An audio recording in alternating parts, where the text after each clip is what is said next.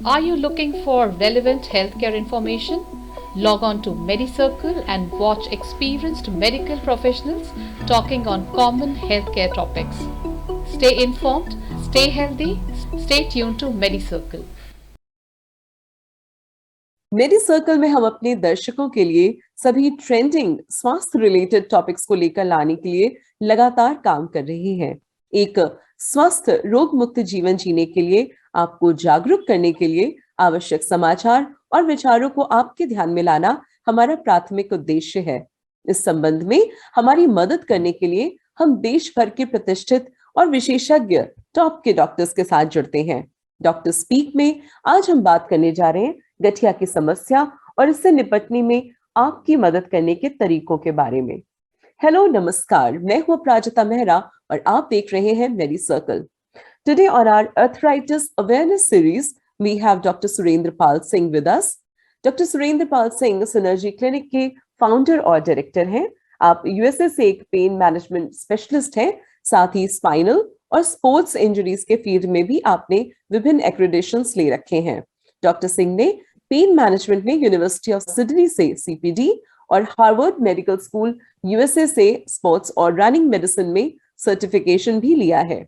आप presently North American Spine Society that is NASS और American Congress of Rehabilitation Medicine के सदस्य भी हैं। आपके पास chronic pain elements patient care rehabilitation के इलाज में 15 वर्षों से भी ज्यादा का एक्सपीरियंस है और भारत के अलावा इंडोनेशिया, कुवैत, यूएसए, ऑस्ट्रेलिया आदि देशों में भी आपके पेशेंट्स हैं। तो ये हमारे लिए बहुत ही गर्व की बात है कि आज मेडी सर्कल में हम डॉक्टर सुरेंद्र पाल सिंह जी से जुड़ रहे हैं। सर, आपका स्वागत है आज के इस एपिसोड में हमारे। Thank you Aparajita, it's really nice talking to you. मैं पूरी कोशिश करूंगा कि मैं हिंदी इंग्लिश दोनों में आपको सपोर्ट कर सकूं, समझा सकूं गठिए के बारे में। आई थिंक कि ये एक ऐसी प्रॉब्लम है जिसके कम अक्रॉस शायद ही आजकल का कोई ऐसा मिडल एज और लेटर एज के अंदर जितने भी लोग हैं they are suffering from it, चाहे वो मेल हो चाहे फीमेल हो, हर किसी को इस समस्या से जूझना पड़ रहा है। एक इंटरेस्टिंग चीज जो हम क्लिनिकल फाइंडिंग्स में आजकल फेस कर रहे हैं कि post covid, this is very important, मतलब post covid joint pain which is developing to the arthritis, जो गठिए की हम बात करते हैं, उसके बहुत सारे केसेस हमारे सामने आ रहे हैं। अगर हम इसके बारे में अगर डिस्कस करें तो नाउ डेज जिनको फर्स्ट वेव के अंदर कोविड हुआ, स्टिल टिल डेट तक दे आर सफरिंग कि उनको जॉइंट पेन्स अभी तक खत्म नहीं हो रहे हैं। After second wave certain young people 30, 35, 40s वाले they are developing the joint pain. Healthy people, they are absolute healthy, they were not having any problem, anything. Now their joints are swell up in the morning, उठते हैं, हाथों में दर्द है, body एक है और आर्थराइटिस के चेंजेस जो है डेवलप होने शुरू हो गए हैं। तो ये समस्या इस टाइम पीरियड में मुझे लगता है कि हर एक घर के अंदर, चाहे वो बुजुर्ग हो चाहे वो मिडिल एज हो, they are suffering from it. Even in the young population अगर हम इसके बारे में बात करें, they are also suffering from this thing. हाँ जी, आपने बिल्कुल सही बात रेज की and that is the reason आज हम ये आपके मदद से ये जो अवेयरनेस सीरीज कर रहे हैं, इसमें हम आपको इसीलिए लेकर आए हैं कि आपसे, आप जैसे प्रतिष्ठित डॉक्टर्स के साथ हम जुड़े और हमारे सभी दर्शकों को इस बीमारी के बारे में थोड़ा और डिटेल में जानने का मौका मिले। तो सर, मेरा पहला प्रश्न आपसे है, ये दो शब्दों के बारे में है जो ज्यादातर एक साथ हम लोग को सुनने को मिलते हैं कि क्या अर्थराइटिस और ऑस्टियोआर्थराइटिस में कोई समानता है सर? देखो, बहुत सारे लेमैन टर्म्स के अंदर लोग अर्थराइटिस और ऑस्टियोआर्थराइटिस को ओवरलैप करते हैं। नॉर्मली ऑस्टियोआर्थराइटिस की अगर हम बात करें, जो कि मेजरली आपको मिडिल एज और एल्डर एज के अंदर आपको ज्यादा देखने को मिलता है, this is basically degeneration of the joint, जो कि आपकी एजिंग प्रोसेस की वजह से हो सकता है, किसी ट्रॉमा की वजह से हो सकता है, किसी डेफिशिएंसी की वजह से, अलाइनमेंट में खराब होने की वजह से हो सकता है, एंड लेटर फेज में वो जो डीजनरेटिव चेंजेस हैं उसकी वजह से जॉइंट में इन्फ्लामेशन डेवलप होती है, which might develop to the arthritic changes. But अगर हम ब्रॉड क्लासिफिकेशन में बात करें तो आर्थराइटिस और ऑस्टियोआर्थराइटिस क्लिनिकल टर्म्स के अंदर दो अलग अलग टर्म्स हैं। आर्थराइटिस का मतलब होता है जब आपके जॉइंट में इन्फ्लामेशन हो रही है, जब आपके जॉइंट में किसी चीज को लेके स्वेलिंग आ रही है, पेन हो रहा है, फ्लूइड रिटेंशन हो रहा है, उसकी वजह से जो चेंजेस हैं उसको हम आर्थराइटिस की क्लासिफिकेशन में डालते हैं। आर्थराइटिस इटसेल्फ जो है वो बहुत सारी डिविजन्स में डिवाइड हो जाता है। ऑस्टियोआर्थराइटिस बेसिकली है डीजेनरेटिव चेंज, जो हमारी कार्टिलेज, जो अंदर एक हमारी जो कार्टिलेज होती है उसके अंदर धीरे धीरे धीरे डीजेनरेट होने की वजह से, घिसावट होने की वजह से वो चेंजेस डेवलप होती हैं। तो broadly classification, both of them are used misnomer, but both of them are having a different classifications. Okay, कुल मिला के यूं कहें कि ऑस्टियोआर्थराइटिस प्राइमरली एक बुढ़ापे से जनित बीमारी होती जाती है, जो गठिया का थोड़ा ज्यादा मेरे ख्याल से सीवियर वर्जन या mainly yes, but nowadays अगर हम बात करें तो ऐसा जरूरी नहीं है कि ऑस्टियोआर्थराइटिक चेंजेस हमें बुढ़ापे में मिले। You will be surprise to know, हमें कई बार 35 और 40 साल की उम्र के लोगों में भी ग्रेड 2 और ग्रेड 2 के आर्थराइटिक चेंजेस, ऑस्टियोआर्थराइटिक चेंजेस हमें मिलते हैं, जो कि एक अनफॉर्चुनेट चीज है, जिसका one of the major reasons हम बात करें, इनिशियल फेज में कोई चोट लगी हो, माल यूनियन हुआ हो, या अलाइनमेंट में कोई इशू, डेफिशिएंसी सिंड्रोम्स हो। आजकल हम बहुत सारे देखते हैं कि विटामिन डी डेफिशिएंसीज हो रही हैं, उसकी वजह से अर्ली एज के अंदर जब हमारी अलाइनमेंट खराब होती है तो वो धीरे धीरे ऑस्टियोआर्थराइटिक चेंजेस को डेवलप कर देती है। तो समटाइम कई बार 30, 35 और 40 साल की उम्र में भी ये प्रॉब्लम मिलनी शुरू हो जाती है।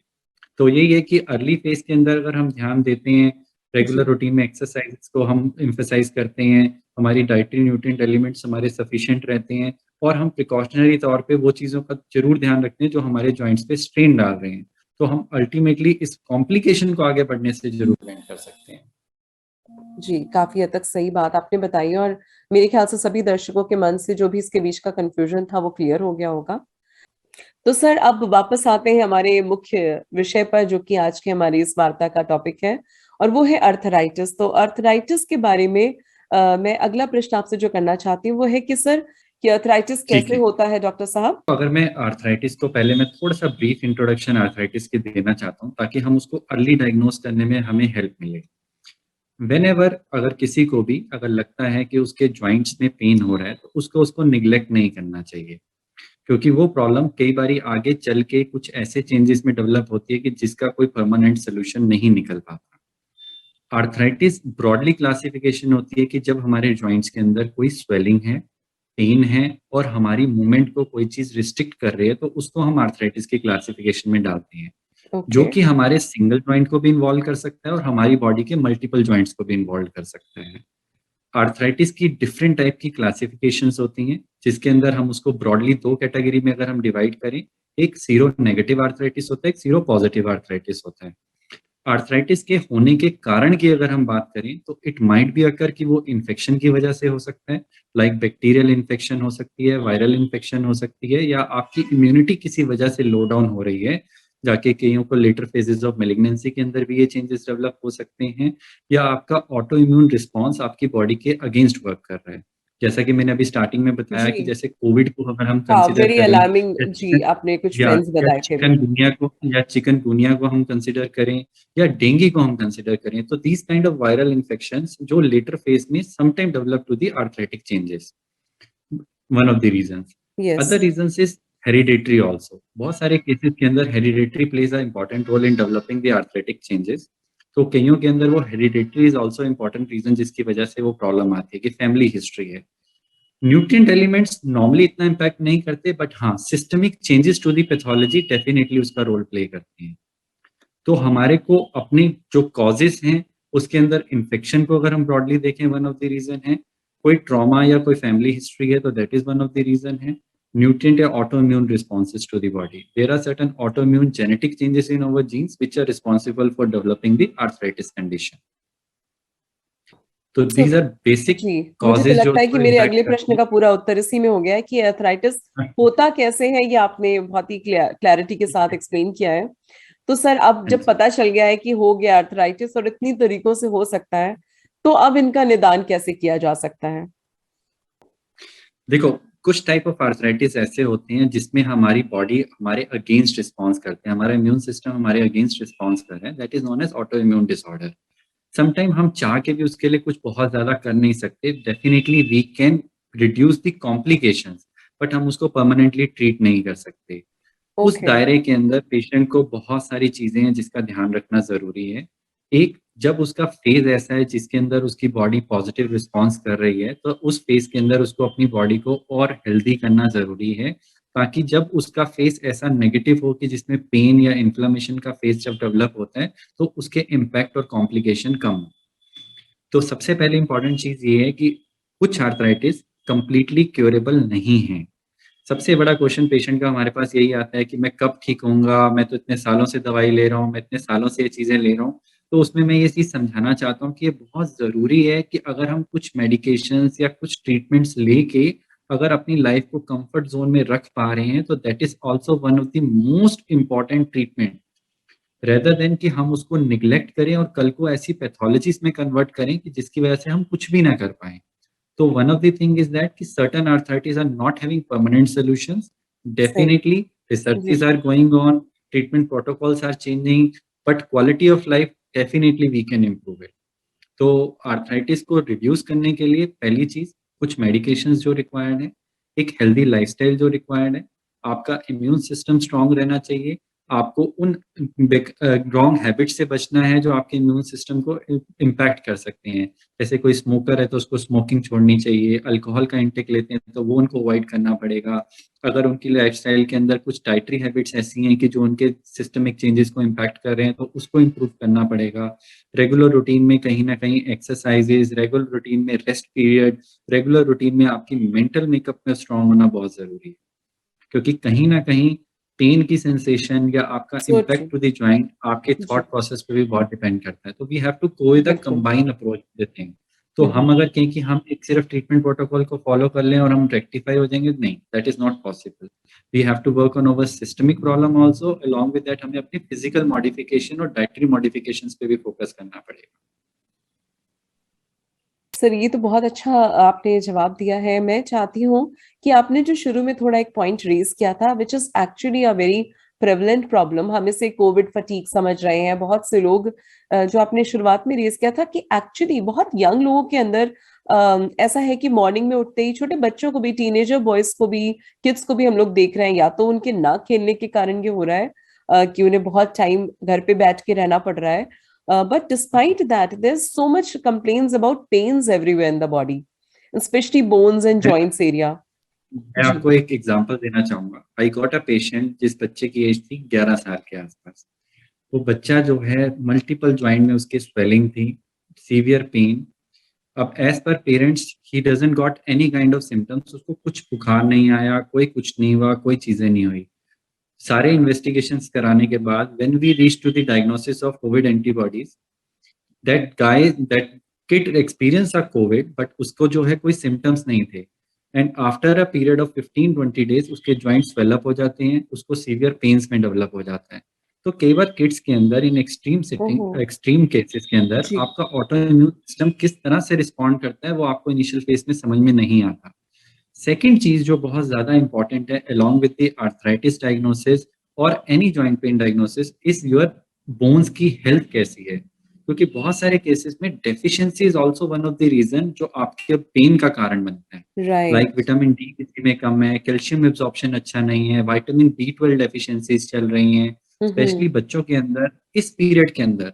We come with the kids जिनको चलना भूल गए हैं, उनको नॉक नीज हो गई हैं, फुट ड्रॉप्स हो रहे हैं, एक्टिविटीज डिफॉर्म्ड हो चुकी हैं, स्पाइन चेंजेस आ गए हैं। मतलब राइट आप मतलब आई कांट एक्सप्लेन यू कि यंग बच्चे इतने ज्यादा फिजिकली और मेंटली इम्पैक्ट हो रहे हैं during this period of Covid कि उनका शायद आने वाले 10 साल इस पीरियड से इम्पैक्टेड हो चुके हैं। And lot of kids are getting up. My और गॉड उसमें सबसे इम्पॉर्टेंट अगर हम ट्रीटमेंट पॉइंट ऑफ व्यू से बात करें या पेरेंट्स पॉइंट ऑफ व्यू से बात करें कि उनको क्या चीज सबसे इम्पोर्टेंटली ध्यान देनी चाहिए, कि फर्स्ट कहीं ना कहीं we have to focus on their nutrient element.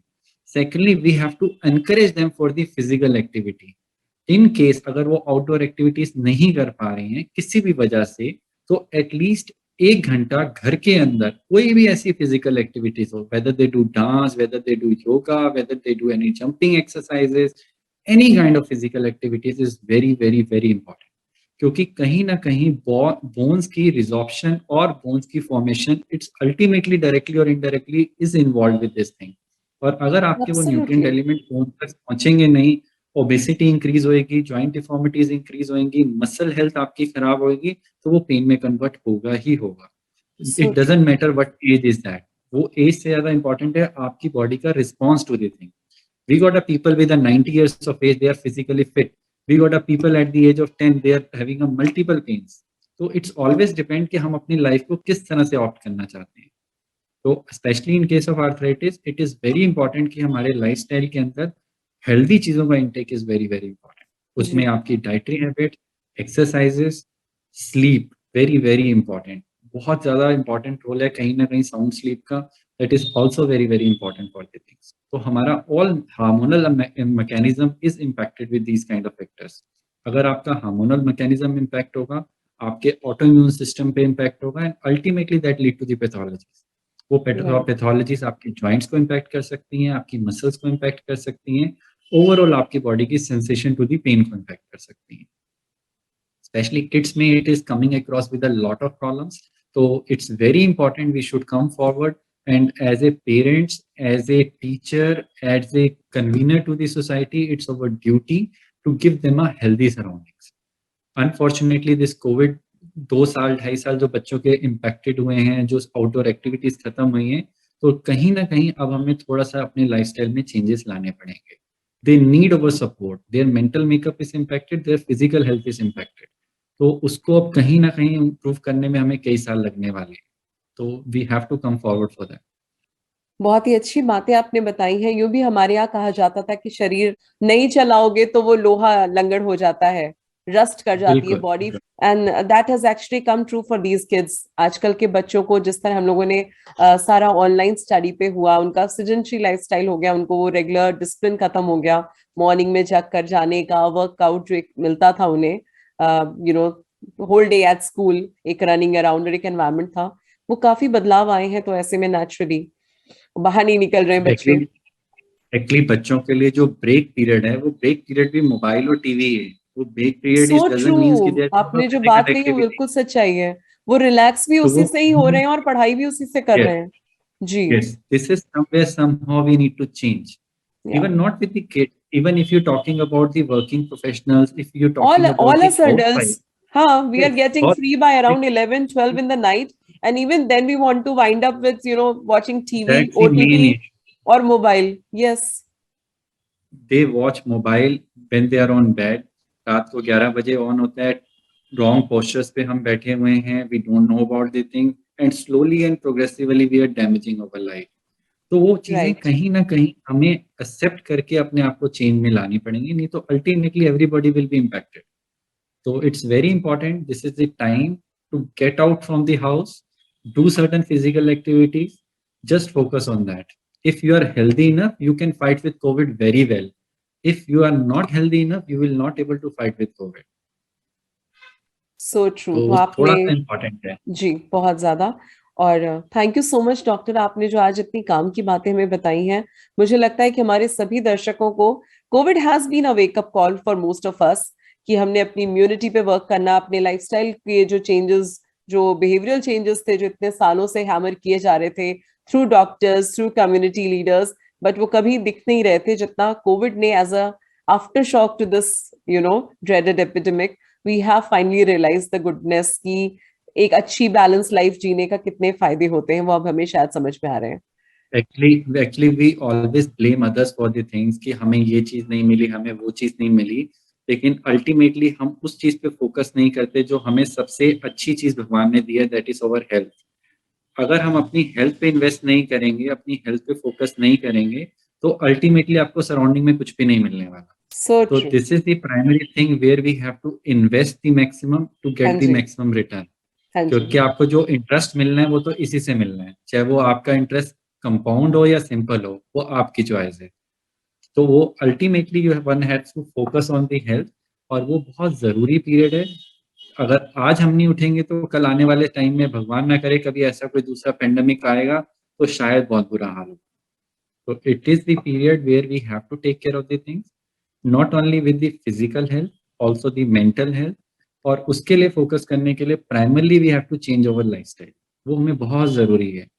हम पेंडेमिक ऑफ कोविड तो बात की, लेकिन there are so many other condition जिनका पेंडेमिक इतना बुरी तरह से इम्पैक्टेड है, we even can't talk about that. और वो ultimately arising from our routine, तो हमें वो चेंज करनी पड़ेगी. whether it is arthritis or whether it is cancer or whether it is any other inflammatory or autoimmune disorders. So just focus on that. I wish we can change the health in a good way, and your initiative is so good that people get aware and even we are able to impart our knowledge to other people. तो शायद हम society में ज्यादा नहीं तो कुछ को तो हम शायद चेंज कर ही पाए, और वो चेंज जो है शायद हमारा बेटर फ्यूचर हो। And on that positive note कि आपके आज के इस हमारे इस टॉक के बाद जरूर कम से कम 100 में से अगर 10 भी व्यक्ति बदलते हैं तो हमने कुछ कंट्रीब्यूशन किया अपने समाज के प्रति। और इसी बात के साथ मैं आपको धन्यवाद देना चाहूंगी डॉक्टर साहब कि आज आप हमसे जुड़े और अपना इतना अमूल्य समय तो दिया ही। आपने इतनी अच्छी अच्छी जानकारी जो दी, स्पेशली बच्चों को लेकर के, हमारी लाइफस्टाइल को लेकर के, तो उसके लिए मैं आपको पूरी मेडिसर्कल की टीम की ओर से धन्यवाद देना चाहूंगी। It was really a pleasure having you today, sir. Thank you so much. Same here. Thank you.